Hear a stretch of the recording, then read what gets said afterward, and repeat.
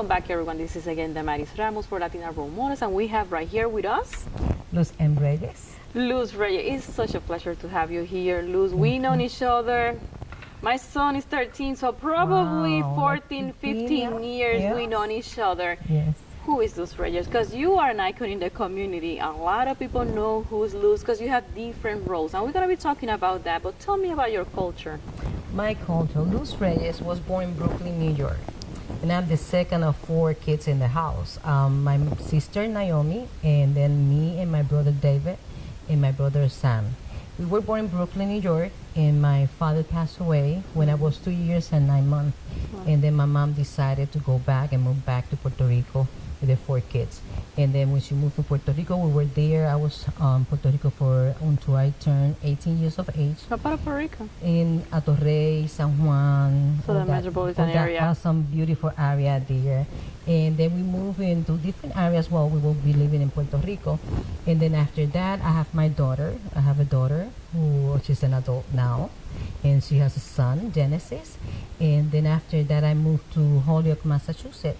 How old were you when you moved to Massachusetts? I was 18 years old, and I have my So daughter. basically, school, you completed all your years of school in Puerto couldn't complete Rico? my school age because I went through a lot as a child, and I went through some issues and difficulties as a child.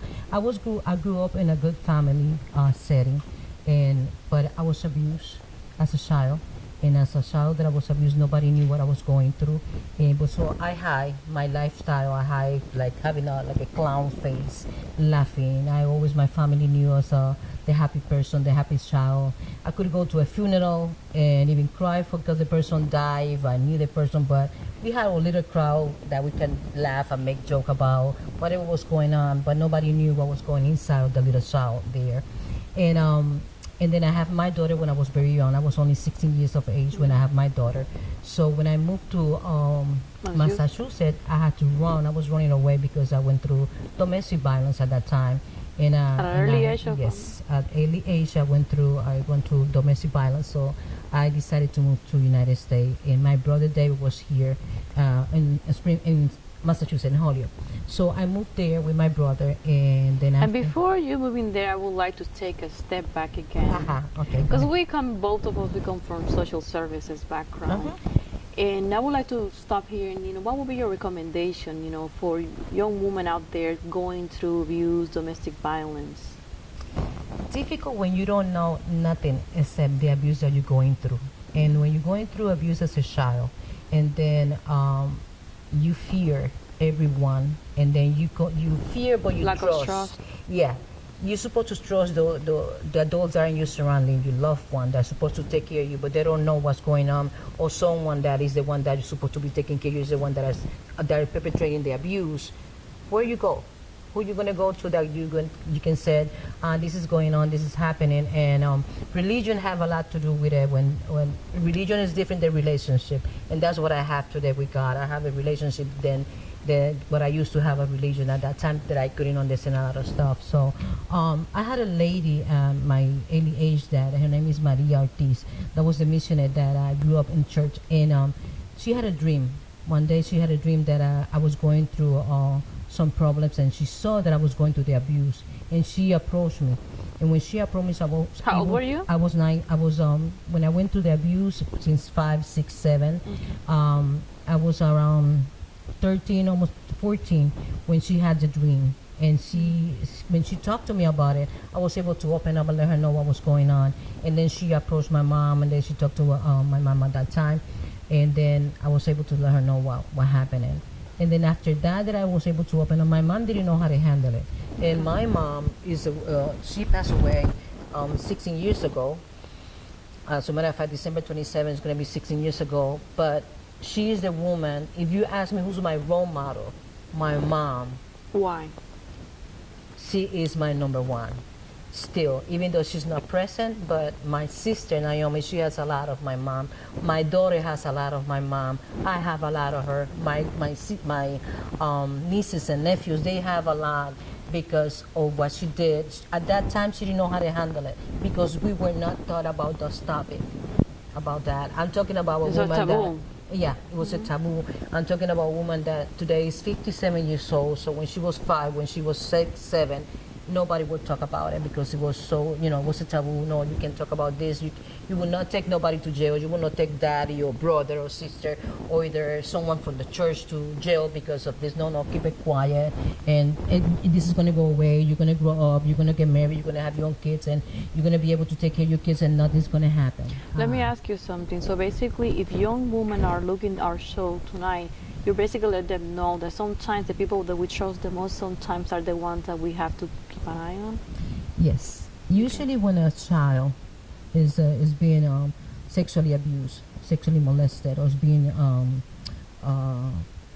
raped, any of these cases usually happen with the closest person that you trust. Could be a friend, could be a family member. So we have to teach ourselves first as parents, and we also have to, take care of our surroundings. And we have a lot of programs within the community. As a matter of fact, I can talk about one of the programs that I'm very close with, Diana Mejias with Nuevo Sendero. They have done a great and awesome job within our community. Domestic violence topic. Yeah, and this is excellent, but sometimes they have a lot of workshop and the community doesn't participate. The church doesn't go to this event. They're free for the community. So when things happen, they don't know what to do and how to deal with it. So I encourage the community, I encourage the parents to be able to go, moms to be able to go to this event, so that way they will be able to be teach about how to deal with it. You know that there's mom that they have been gone through this at the childhood, they're still dealing with it. They don't know how to handle it. They had not been able to open up about it. But you mentioned about your mom. She was one of those ladies that she didn't know what to do. But she still became your role model. Why? Because even though she didn't know how to handle it at that time, she observed how we were growing up, and she tried to do the best within her little knowledge that she had. And the best thing and the resources in Puerto Rico back then. The best gift ever is the principles and the values that she has as a woman of God, and she taught us that out to us. As a woman, when I became a woman, when I became a mom, I have my daughter when I was 16. So she used to say to me, "Oh, you going out? You going to the beach? Okay, go. You take your daughter, you drown with your daughter." And the matter is, I used to cry. I used to cry because I used to say, "Oh, she doesn't like me because I did it wrong. Oh, she doesn't love me." No, it was tough love. I learned that later, but in a way that I understood that my mom was teaching me how to become a mom. So I learned to be a mom, not because I have a daughter. I learned because she taught me to be a mom. So every time I went out with my daughter, I was afraid that if something's going to happen, it was my daughter who was going to pay the consequence. And then I went to places that I know it wasn't good for her to be there or for me to be there with my daughter. I said, "No, I better get out of here. Something's going to happen. It's her who's going to pay the consequence, and she's my responsibility." So I learned from my mom that to be a mom is a big responsibility. So I didn't have a childhood that I wasn't able to enjoy because I was a mom when I was a little girl. You know what is interesting? When I hear you saying this, your mom pushed you to be a mom, and then your daughter, in a sense, protects you from things out there. Yes. Guide you. Yes. To be, to make you the woman you are today. Yes. I always sang that song that at that time I couldn't understand English very well. But tell me about that. Come on, let's continue. That song that says, "You're the light of my life," I heard it and I couldn't understand, but I said, "I like that song for you." So she always been that light of my life. And now that she's a woman, and not only she's a woman, she's also a mom, she's that strong column in my life. And when I moved to Massachusetts, and she was only 2 years and a half, when I moved to Massachusetts, and then I left her in school, she didn't know how to say anything in English. I cried so much, but my cousin helped me out. My cousin Carmen, she said, "Oh, don't worry about it. All she has to know is just a bathroom. You need to go to the bathroom, you just tell them bathroom, and that's all you need to know now." And I left, and I was crying. I hid behind a tree, but I was looking at her. She was like, "Mommy, Mommy." But today, today she's an awesome woman. She is a mom. She works as an interpreter for sign language in the community. And not only I have a daughter, I have two sons, awesome, gorgeous sons that they're also my pride and joy. And I have more grandkids. So if I ask your daughter, she'll probably say you are her role model. But I would like also to talk to me, and probably, you know what, we have to bring you back again. I don't want to take you, 1,000 miles per hour. I want to know just to people to enjoy who Luzs is, because, like I said, you're an icon in the community. Thank you, Damaris. I love my community because who I am today. First, I'm very grateful for God. Who I am today is by His grace. I can't say nothing else. I cannot give that glory to nobody else. So is he your role model too? Yes. And then when I came here to Florida, when I moved to Florida, as a matter of fact, my daughter was the one who brought me to a center of Christian, let me say it in Spanish, so el Centro Internacional de la Familia, the International Center of this Family.